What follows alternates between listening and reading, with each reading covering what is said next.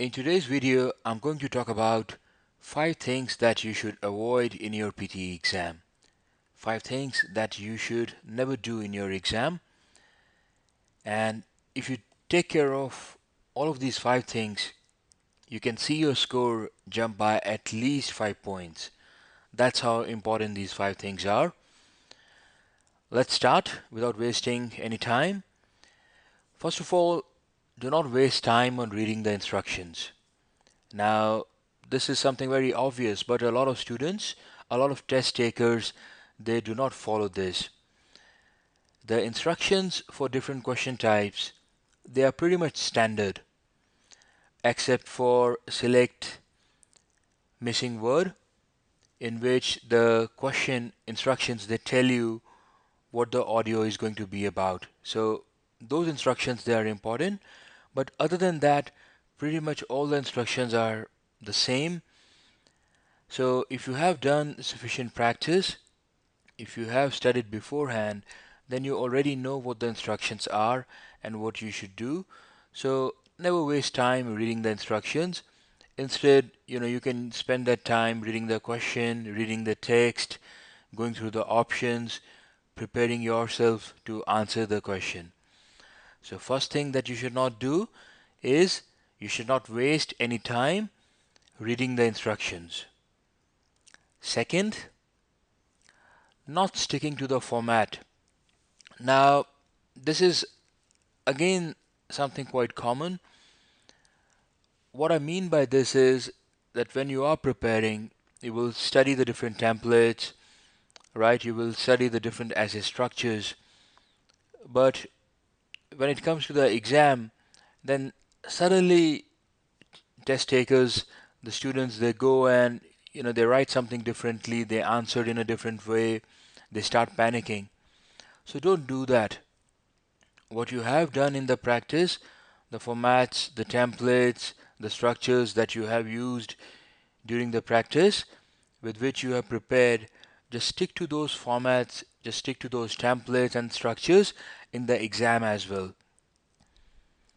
Develop a system and follow that system. If you try to suddenly change things in the exam, while answering the questions, you will obviously end up making a lot of mistakes. So please don't do that. Stick to the format always.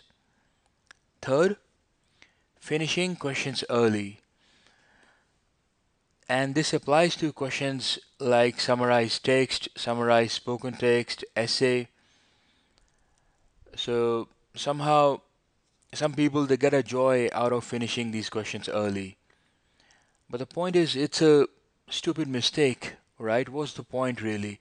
You can't take that time and use it anywhere else. So that time is specifically meant just for that one particular question. So those 10 minutes or those 20 minutes are for that one question only.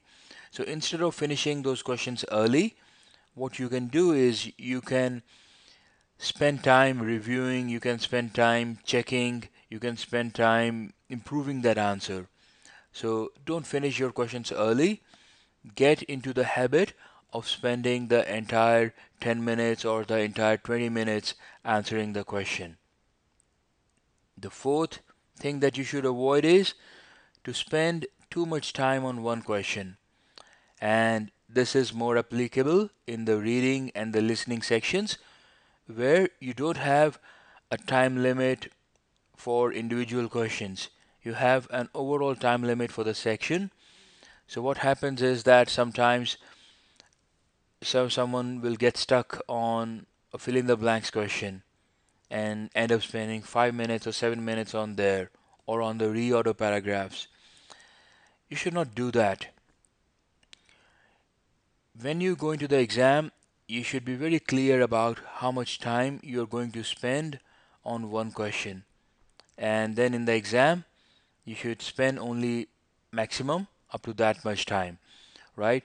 So during your practice, you should try to figure out how much time on an average you should spend on a fill in the blanks, how much time you need to spend on the reorder paragraph.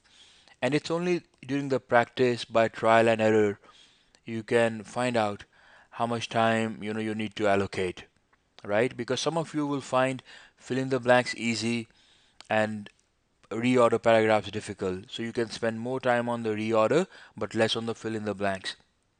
Others, they will find reorder very easy, so they can spend lesser time on reorder. But you should have this strategy, you should have this plan that you know how much time is good for you to spend on one question of each type, and then in the exam you should follow that. Don't spend too much time on one question. The last thing that I want you to take care of is the mistake that you should avoid is not reviewing the written responses. A lot of test takers, a lot of students, they are just in a hurry to finish the question somehow. So even when they have those 20 minutes till the last second, they're just struggling, they're just trying to put in something there. Instead, you should follow a system that I'm going to spend the first 2 minutes preparing the essay structure, getting some ideas, then the next 14 minutes I'm going to spend on writing the essay, and then the last 4 minutes I'm going to spend on reviewing the essay, and also other written responses like the summaries. So always leave some time in the end to review your written responses, because there are many mistakes which you will find only if you do a review. What can you catch in a review? In a review, you can catch spelling mistakes, you can catch, vocabulary which you have used too often. So instead of using the same words again and again, you can change the vocabulary, you can improve your sentence structures, right? And if you have missed any particular point or not highlighted a particular point, you can include that. But all of that will only happen if you leave some time in the end for a review. So always review in the end. Okay, so always leave some time in the end to review your written responses.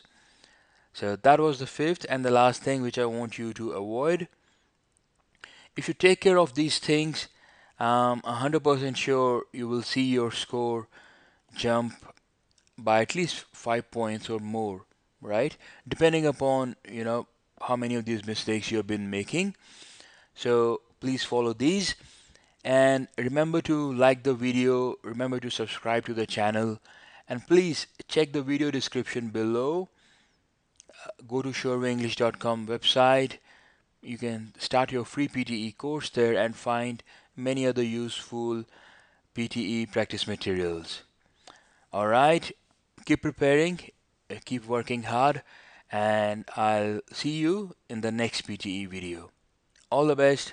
Bye.